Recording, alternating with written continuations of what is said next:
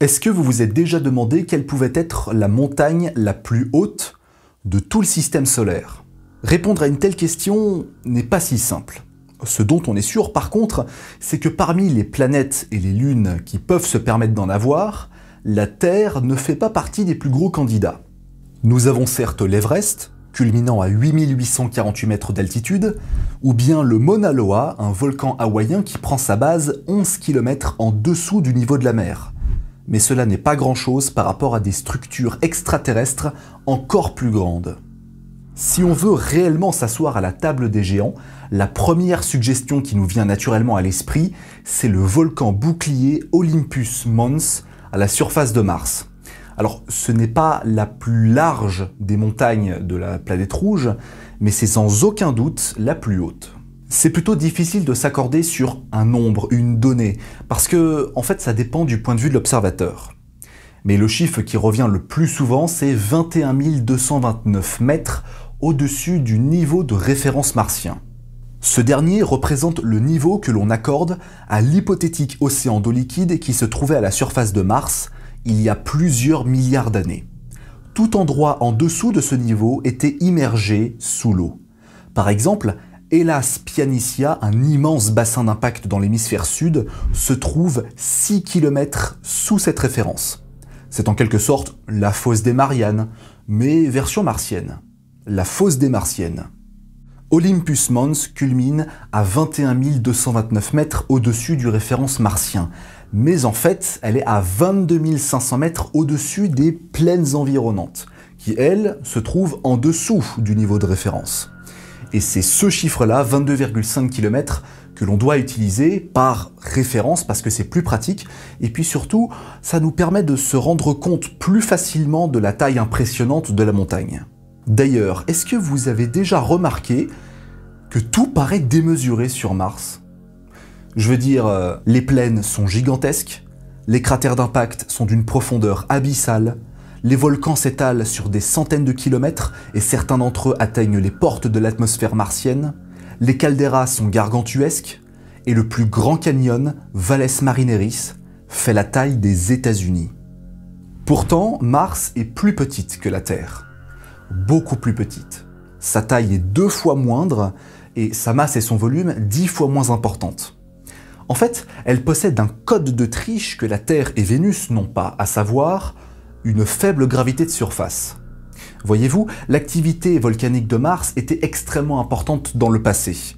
La croûte terrestre a même été plusieurs fois renversée par le manteau, et ce en l'absence totale de tectonique des plaques. La faible gravité permet ça puisque les roches tombent moins vite et plus loin, donc on peut avoir des énormes montagnes qui s'accumulent rapidement sans pour autant s'affaisser sur elles-mêmes. Et c'est valable pour tous les autres petits corps du système solaire. C'est pour cette raison que les montagnes martiennes sont beaucoup plus importantes et massives que les Alpes, l'Himalaya ou la cordillère des Andes. Pourtant, ce sommet aux portes de l'atmosphère martienne s'est récemment trouvé une sérieuse concurrente. Le 29 mars 1807, Heinrich Olbers découvre un astéroïde, le 4e de l'histoire à l'époque. Il sera nommé Vesta, en hommage à la déesse romaine du même nom. Il mesure 500 km de diamètre à son équateur. Vesta est le 2e plus gros astéroïde de la ceinture principale, derrière son confrère, Cérès, découvert quelques années auparavant. En 1997, le télescope spatial Hubble prend une série de clichés de l'astéroïde et se rend compte de quelque chose de très étrange. Voyez-vous, avec 500 km de diamètre estimé, c'est déjà suffisant pour avoir un équilibre hydrostatique relativement fiable, et donc accuser une belle forme ronde. Par exemple, Europe, la lune de Jupiter, est certes très petite, mais arrondie et à la surface particulièrement lisse. Vesta, bien qu'avec une taille et un volume similaires, est une énorme patate avec des irrégularités de surface. Hubble a découvert quelque chose de tellement énorme, une sorte de bosse, qu'on a l'impression qu'elle s'est ajoutée sur Vesta. Cela a été l'un des arguments favorables au lancement de la mission Dawn. Voyez-vous, j'ai déjà abordé plusieurs fois sur cette chaîne le programme Discovery de la NASA. Vous savez, c'est ce programme énorme qui s'étend sur des décennies et dont l'objectif principal est d'observer et d'explorer le système solaire lointain. Je vous ai déjà parlé de la sonde Messenger, de la sonde Lucy, et aujourd'hui on va s'attaquer à un autre gros morceau, Dawn, lancé en 2007. Elle avait pour objectif d'analyser sous toute leur couture les 2 astéroïdes de la ceinture principale les plus importants, à savoir Cérès et Vesta. Au mois de juillet 2011, après 4 ans de voyage, Dawn arrive enfin aux alentours de Vesta. Je ne vais pas détailler la mission en entier, ce sera sans doute le sujet d'un autre épisode. Mais si on veut faire bref, c'est plus de 31 000 photos de sa surface et des milliers d'heures d'analyse spectroscopique pour tout savoir sur la composition de la surface, son âge, la composition des couches internes et l'altitude de chaque colline, chaque monticule, chaque montagne. Les images renvoyées par la sonde sont époustouflantes. Mais la découverte qui a le plus marqué les scientifiques, c'est bien évidemment l'imagerie de l'anomalie découverte par Hubble 14 ans plus tôt. Et oui, c'est assez fascinant de se dire qu'il faut attendre 1 décennie et demie juste pour vérifier un truc. Et oui, c'est comme ça, l'exploration de l'espace, ça prend du temps. On calcule sur le long terme. Les ingénieurs estiment que la forme de Vesta est beaucoup trop irrégulière pour que ce soit simplement le fruit du hasard lors de la formation du système solaire. On a l'impression qu'une partie de son hémisphère sud est manquante. Comme si on croquait dans un fruit, comme si une partie de la sphère était totalement arrachée. Eh bien ce n'est pas un hasard, puisqu'avec les analyses de Dawn, on connaît presque par cœur la hauteur de chaque recoin, de chaque proéminence de montagne. On estime qu'il y a un bon milliard d'années, Vesta a été percutée par un autre astéroïde, plus petit mais suffisant pour excaver une partie importante de sa masse. Et on sait que c'est plutôt simple parce que la gravité de surface de Vesta est extrêmement faible. Le cratère d'impact mesure 500 km. Il est aussi grand que le diamètre équatorial de l'astéroïde lui-même.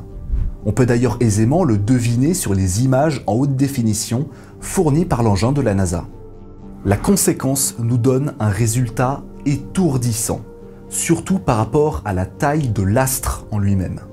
Vous avez déjà vu une goutte d'eau tomber au ralenti? Au centre, on observe une petite lame d'eau qui monte progressivement en réaction à l'impact, au même endroit où la surface a été poussée vers le bas par la goutte. Il se trouve que les cratères d'impact fonctionnent à peu près de la même manière.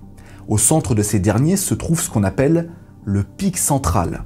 On peut en trouver à la pelle, à la surface de Mars ou de la Lune. Certains d'ailleurs sont très jolis. Vesta possède, à son pôle sud, un pic central de 20 km de hauteur.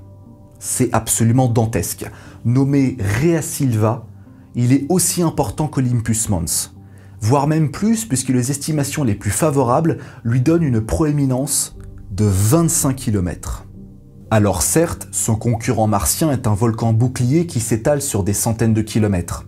C'est pour ça que son ascension est comparable à une promenade de santé. La pente est très faible.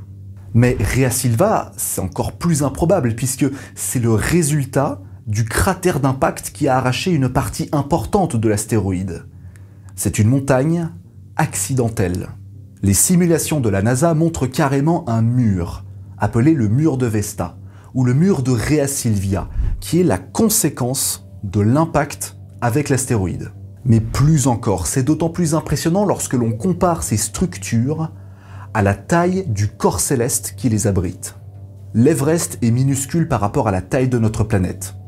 Olympus Mons est si grand que la déformation est visible depuis l'espace, si bien qu'à l'intérieur de sa caldeira, la pression atmosphérique est 8 fois plus faible qu'en bas.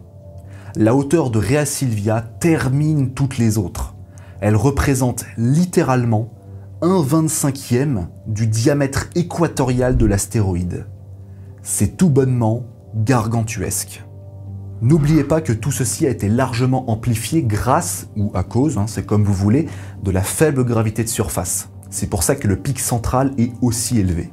Si une planète tellurique géante avait pour pesanteur 5 fois celle de la Terre, n'espérez même pas observer une montagne. Ce serait un miracle si on voyait ne serait-ce qu'une colline à sa surface. Tout serait aplati vu que la force de gravité serait beaucoup trop importante.